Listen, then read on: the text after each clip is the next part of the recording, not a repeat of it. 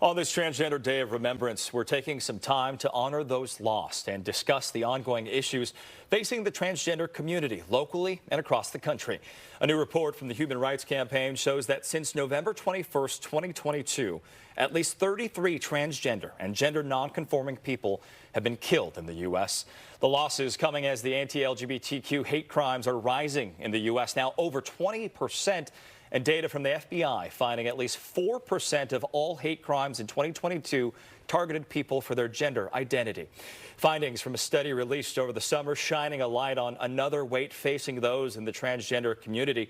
The Williams Institute at UCLA School of Law found that 81% of transgender adults in the U.S. have thought about suicide. The battle to prevent further loss and shore up support for those within the trans community come amid efforts to grieve and remember the lives lost. A ceremony set to begin in just under an hour in San Francisco. People will gather on the steps of City Hall ahead of a march through the city to the SF LGBT Center, where an evening of remembrance will be held later this evening. To speak to us about the importance of this day and tonight's event, we're joined by Janelle Luster, Employment Services Specialist at the SF LGBT Center. Thanks so much for joining us, Janelle. Let me start with this. President Biden marked today and said we must never be silent in the face of hate. How important is that message on this day of remembrance? Thank you so much. I think it's important to hear that because the violence is happening every day. And if you see something, you must say something. If you don't say anything, you are aiding in it. And you're just as guilty as the people that are causing the harm to trans people. And so we can never be silent when we see stuff happening to our community. Yeah, an important message today. Janelle, this 33 lives lost number that we just read, that is likely an undercount. And we also know nearly 2/3 of those victims were Black trans women. How critical is it to support the trans people of color? It's really critical to support trans people of color and to support all trans people, but particularly trans people of color. Trans people of color are marginalized in so many different ways, and we face violence in different aspects, not just physical violence. And so it's really important that we band together and advocate for safety for trans people. Here in San Francisco, we try to do that. We try to have safe havens. We do have safe havens, the different organizations, and things of that nature. And as you mentioned earlier, we have that march happening. So it's really important that we come together for all trans people. Yeah. Janelle, for the first time in more than 40 years, the HRC declared a national state of emergency, citing the more than 500 anti-LGBTQ bills making their way through state legislatures throughout our country. Can you speak to how the San Francisco community is standing with those vulnerable communities across the country? Yes, San Francisco has always been a sanctuary city for LGBTQ folks, and there are many different efforts in which the city and county is looking to support trans people with new housing initiatives and new employment opportunities for trans people. That's just the beginning of ways that the city is here trying to create a safe space, a more safe space, and opening our doors to our trans folks across the country to come here seeking refuge. Yeah, Janelle, we're seeing the city do the work, but on that note, what more can California lawmakers and federal lawmakers, the White House, what can President Biden do to further protect the trans community here?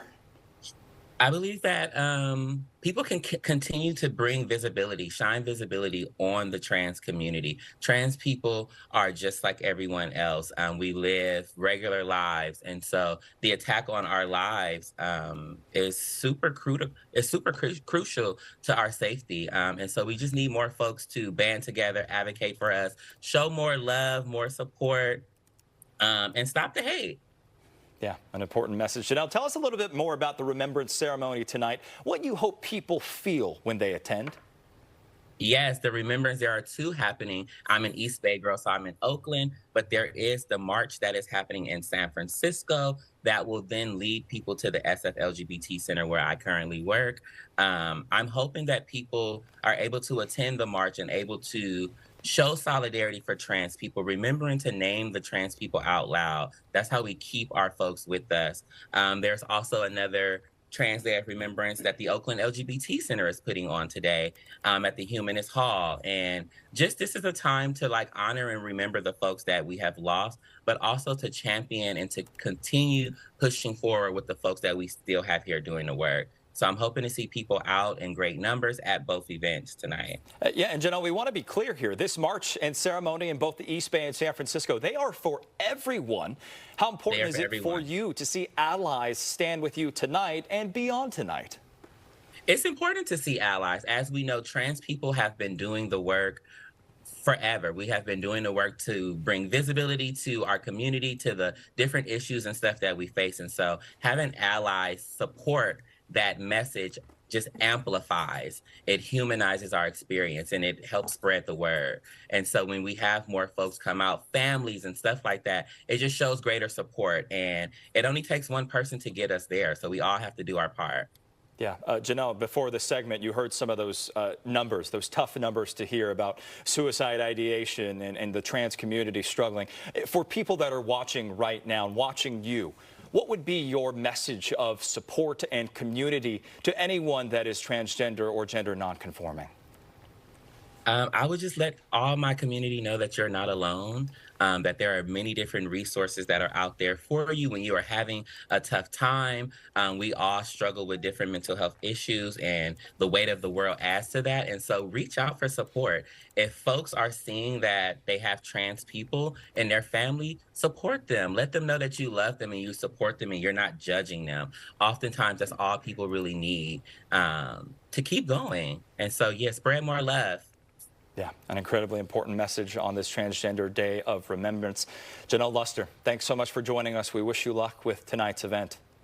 Thank you so much. Happy Tidor. Yeah, and before we go to break, we leave you, as you heard Janelle say, with the names of the 33 transgender and gender non-conforming people killed in the last 12 months. May we remember their lives.